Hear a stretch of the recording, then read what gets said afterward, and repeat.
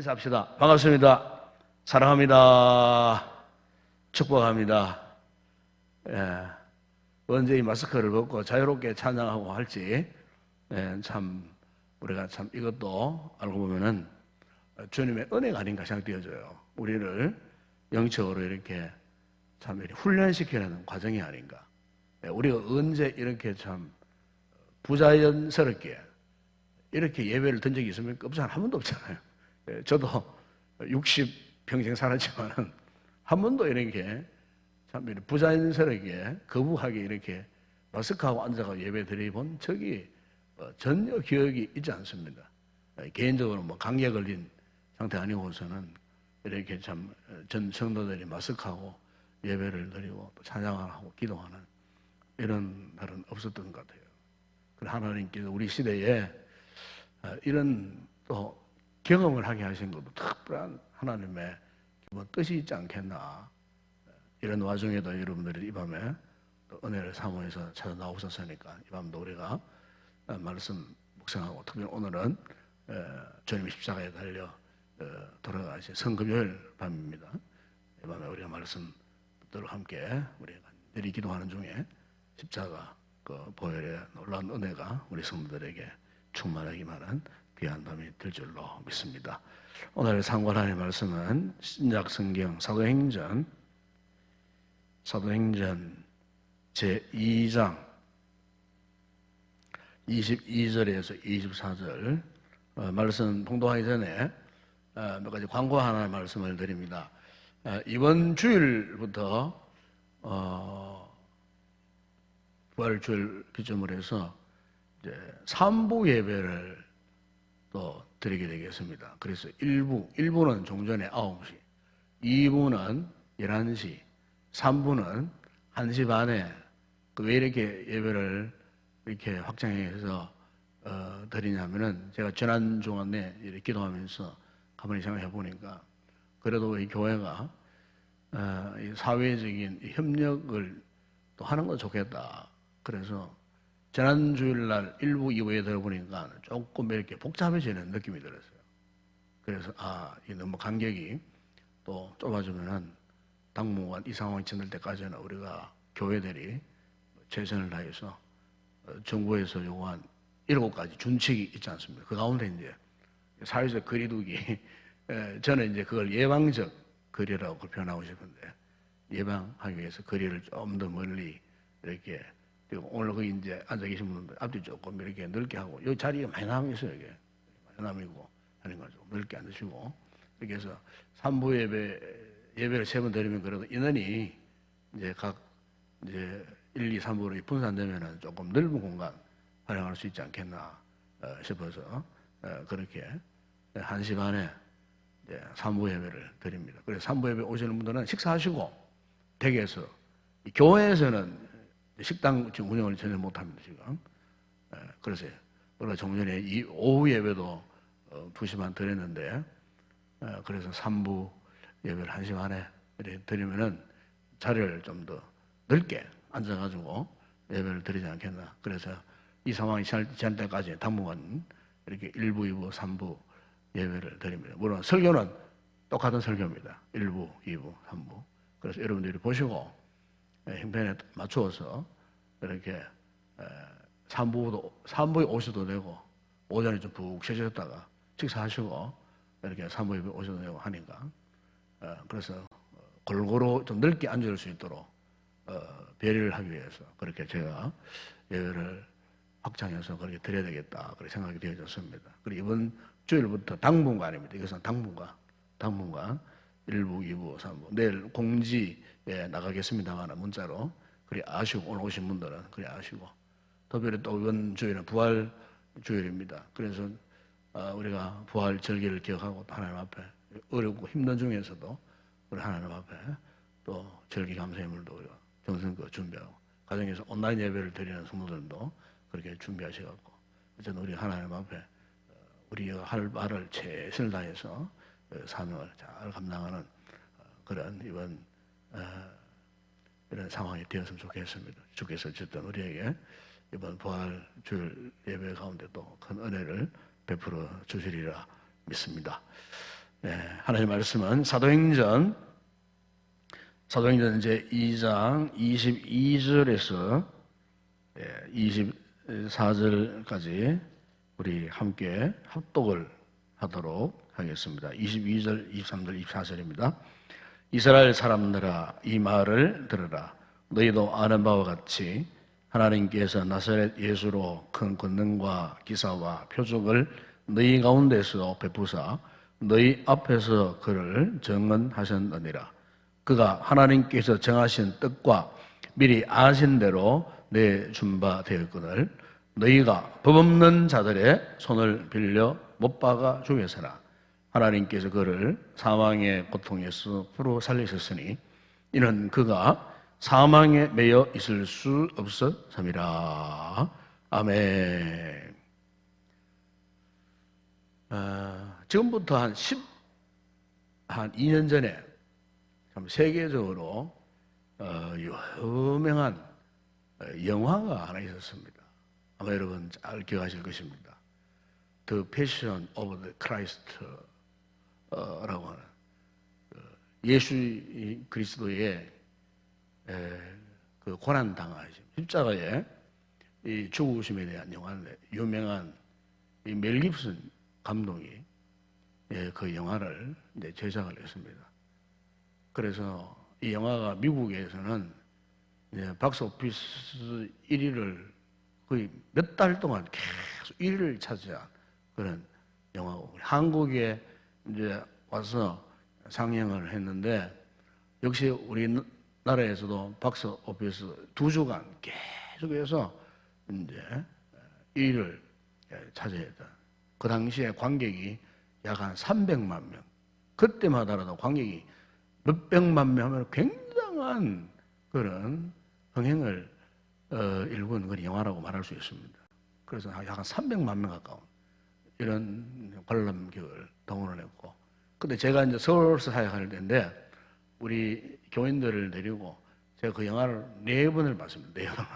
인솔자로 가가지고 그래서 4번을 봤는데 첫 번째 그 영화를 보고는 저도 울고 함께 갔던 뭐 교인들 단체로 1차 갔는데 막 얼마나 울었는지 몰라요. 그 영화 보고 막 그냥 고개를 못 들 정도로.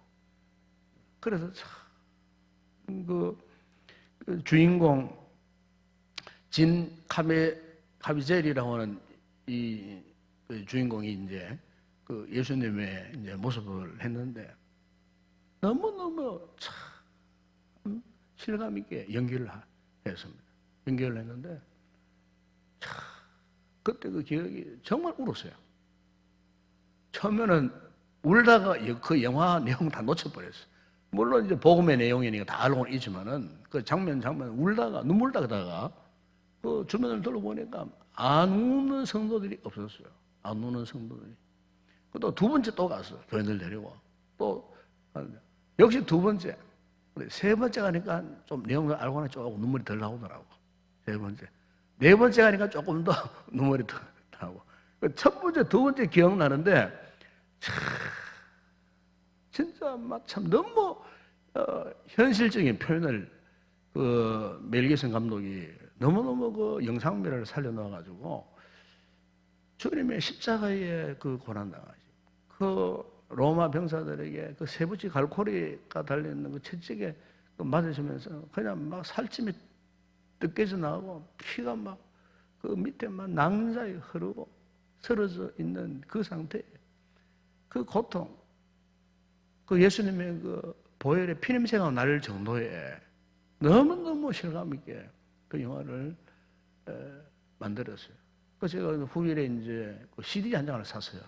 CD를 사가지고 몇 번을 봤습니다만은 볼 때마다 생각나는 게, 주님의 그 십자가의 죽으심이 뭐 단순한 어떤 사형수가 그냥 뭐 매를 맞아가 죽는 그 상태가 아니고 십자가를 이미 지식이 그 전부터 모든 그 매를 맞고 고통을 당하고 그 참 고통스러운 상처난 그 몸으로 또 당신이 돌아가 십자가를 또 어깨에 짊어지고 또 골고다까지 또 이렇게 올라가시다가 결국에는 힘이 소진되어서 못 가니까 그 성경에 구레네 시몬이라는 사람의 강제로 십자가를 짊어져가지고 결국에는 이제 올라가시게 되는데, 그 십자가에서 못에 박히시고 십자가 메어 달리는 그 장면도 그 영화에 보게 되면 너무 리얼하게 표현을 했어요. 그야말로 우리의 몸과 마음과 영혼이 그냥 막 떨림이 올 정도의 그와 같은 모습. 그 영화니까 그렇게 표현했겠다 하지만 실제로 여러분, 실제는 어땠을까? 실제는 아마 그 고통 더 있을 거예요. 그렇지 않겠어요? 영화를 그렇게 표현을 했지만은, 그러나 예수님이 실제로 당하셨던 그 십자가의 그 고통이 어떠하셨을까? 아마 그 영화는 실제의 고통보다 10분의 1, 아니 100분의 1도 표현을 못했을 거예요. 왜냐하면 그 당시에 이 십자가 이 사형은요, 이 로마 제국이 볼 때에 가장 악랄한 이 죄수들, 뭐 반정분동을 한다든지 황제 숭배를 거역했다든지 뭐 이런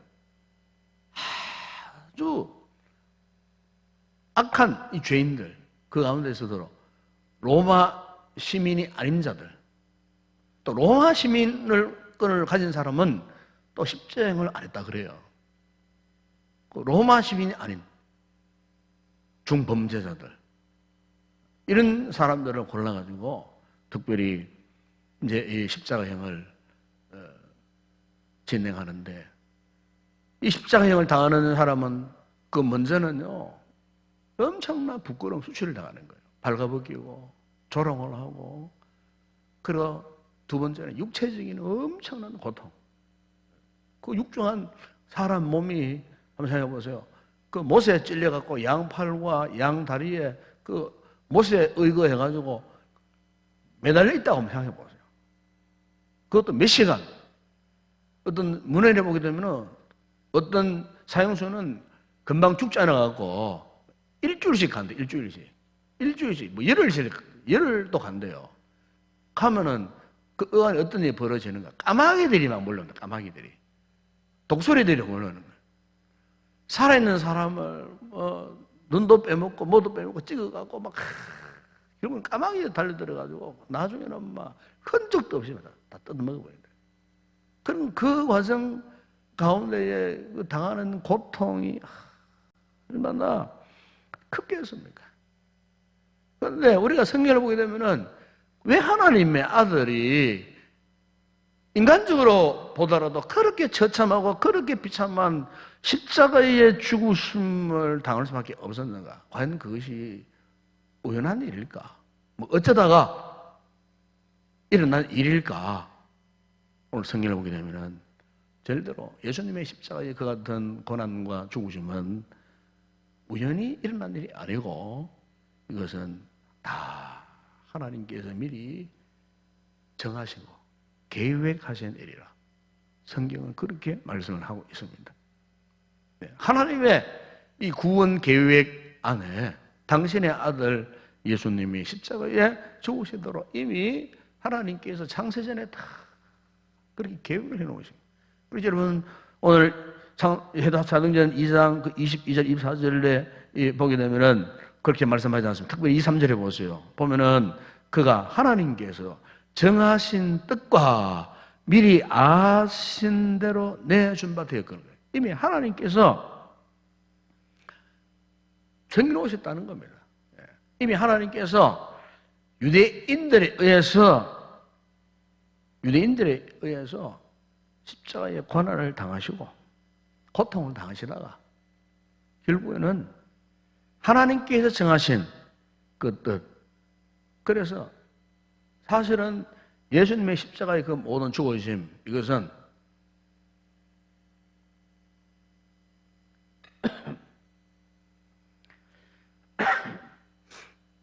하나님께서 모든 일을 다 계획하시고 하나님께서 그 모든 일들을 다 진행을 하신 일이라는 거죠. 오늘 베드로가 설교하는 부분 아닙니까? 베드로가 설교하는 부분인데 이 십자가의 사건은 이미 하나님께서 미리 다 아시고 그의 정하신 뜻에 따라 된 일. 비록 유대인들이 예수님 십자가에 못 박았지만 그것은 이미 영원전에 작정된 일이었다. 그래서 여러분 사도행전 3장 2절로 이런 말씀을 합니다. 또 주께서 너희를 위하여 예정하신 그리스도도 곧 예수를 보내시리니. 그리스도 곧 예수를 보내시리니. 십자가의 사건은 그냥 갑자기 일어난 사건도 아니고 우연히 일어난 사건도 아니라는 겁니다. 사람들이 또한 뭐 우발적으로 만들어낸 그런 일도 아니라는 겁니다. 이것은 하나님께서 영원 전부터 계획하신 하나님의 그 모든 진행하심에 따라가고 이루어진 일이라고 그렇게 말씀합니다. 여러분 사도행전 4장 27절, 28절에도 보게 되면 특히 28절에 이런 말씀을 합니다. 하나님과 하나님의 권능과 뜻대로 이루려고 예정하신 그것을 행하려고 이 성에 모였나이다. 그랬습니다. 그러니까 본디오 빌라도나 그 예수님의 십자가에 못 박아 죽이려고 소리쳤던 그 유대인들의 그 무리들이나 이 모든 일들이 다 하나님이 이미 다 계획하신. 그러니까 예수님이 십자가에 죽인 사건은 하나님의 이 거룩한 구원을 위한 작품이라는 겁니다. 구원을 이루기 위한 하나님의 거룩한 작품.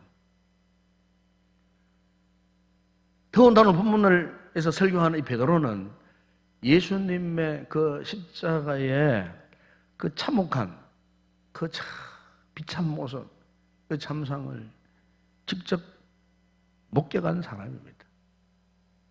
그래서 너무너무 두려웠어요. 너무너무 두려운 나머지 어떠했습니까? 이 베드로는 예수님을 모른다고 부정했지 않습니까? 부인하고 저주하고 맹세까지. 예수님의 수지자로 3년 반 동안 따라다니지만 그 십자가에 죽으심을 놔두고 빌라도 법정에서 그 신문을 받을 때에 자신의 신문이 노출되었을 때에 모른다고. 저 예수하고는 상관이 없는 자라고 할 정도로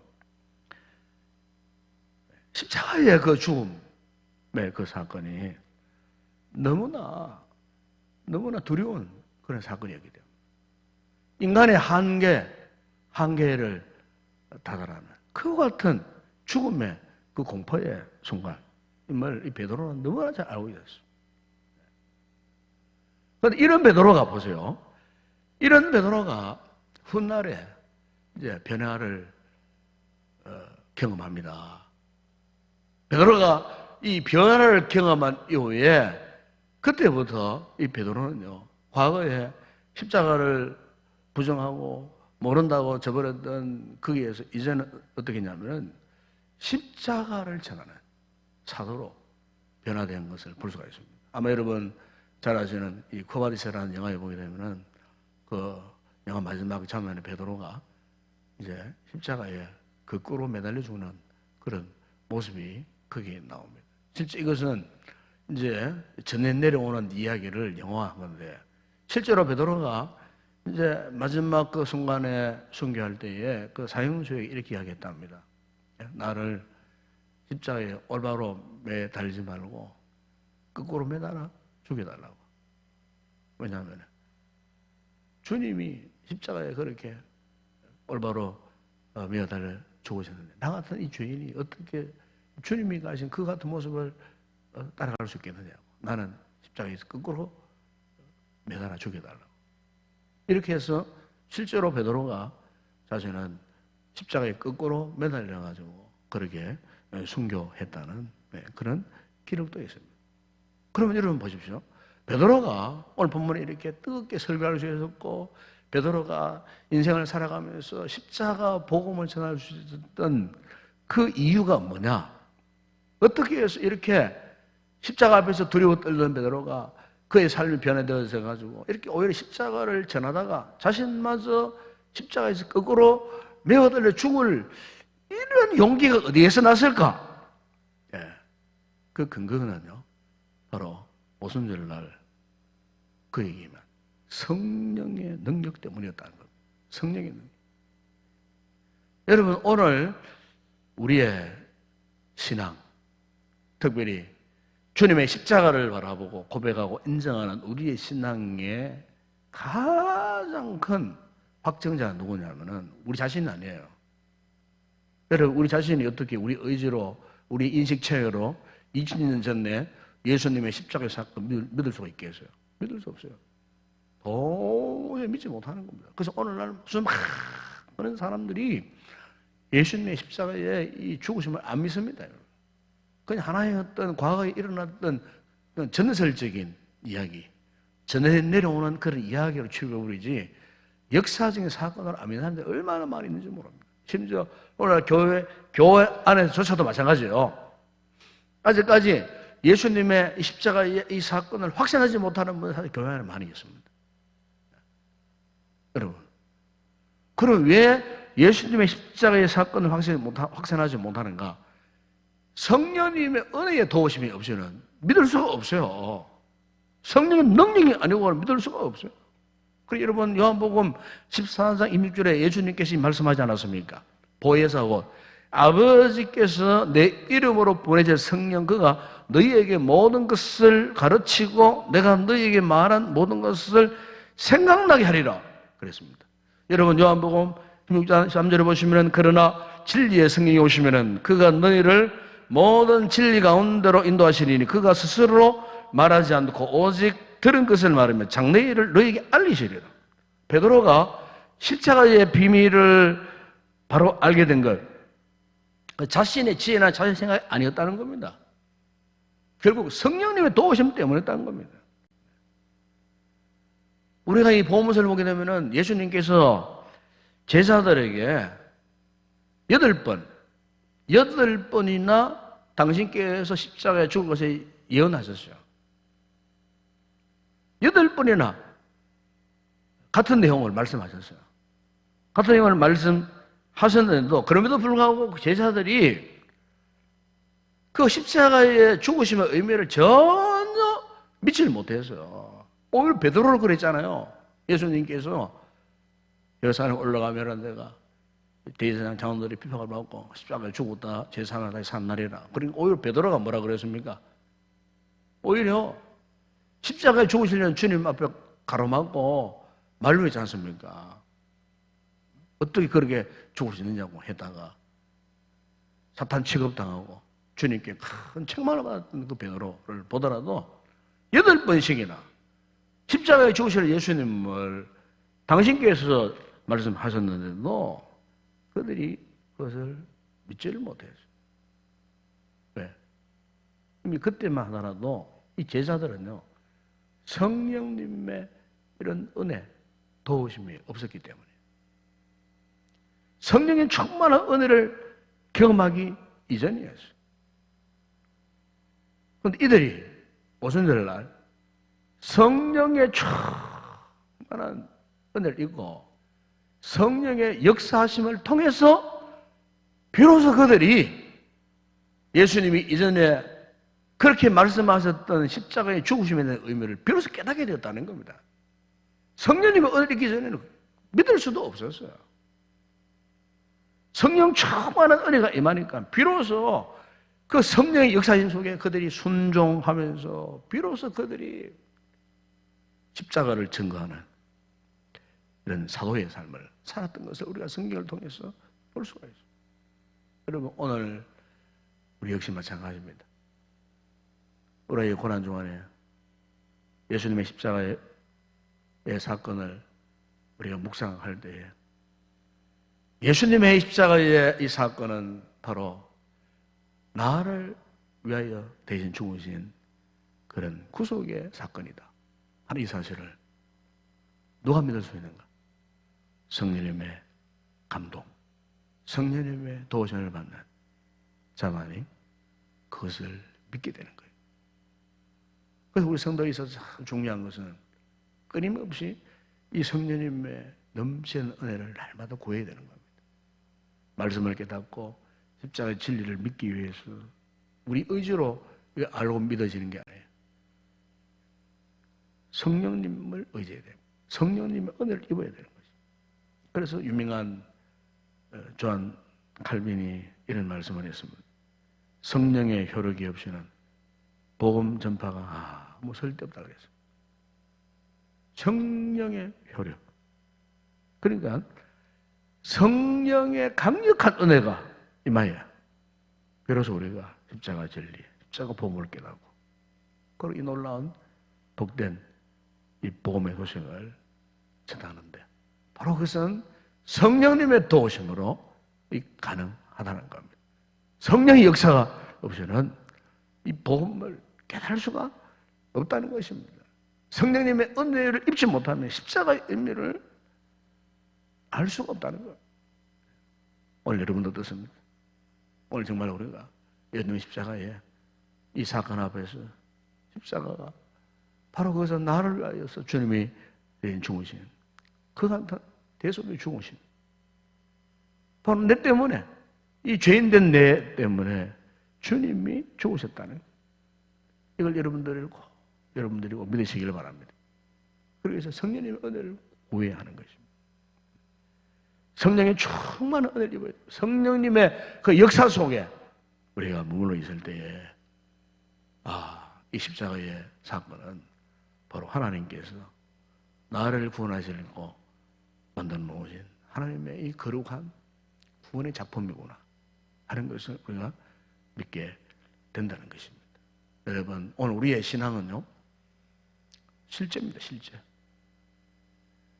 예수님의 십자가의 사건도 실제고 지금도 예수님의 십자가의 사건과 은혜는 지금도 유효하는 것입니다. 그래서 누가 느낄 수 있겠습니까? 바로 성령 충만한 은혜를 구하는 성도들만이 이 십자가의 놀라운 은혜를 누리게 되는 줄로 믿습니다. 이번 우리가 함께 찬양하고 기도하는 중에 우리가 이 같은 십자가에 주님의 놀라운 은혜가 회복되어져서 다시 한번 우리가 하나님 앞에서 우리의 신앙이 십자가 앞에서 부끄러움이 없는 이런 아름다운 믿음의 사람들로 우리가 세워지고 요즘 우리가 처한 이 주변 상황들이 참 이렇게 힘들고 어렵지만 예수 그리스도의 십자가의 그 능력으로 이 모든 상황을 이겨내고 두려움 속에서 소망을 가지고 믿음으로 힘있게 나아갈 수 있는 그런 복된 성도 되시기를 주의 이름으로 축원합니다.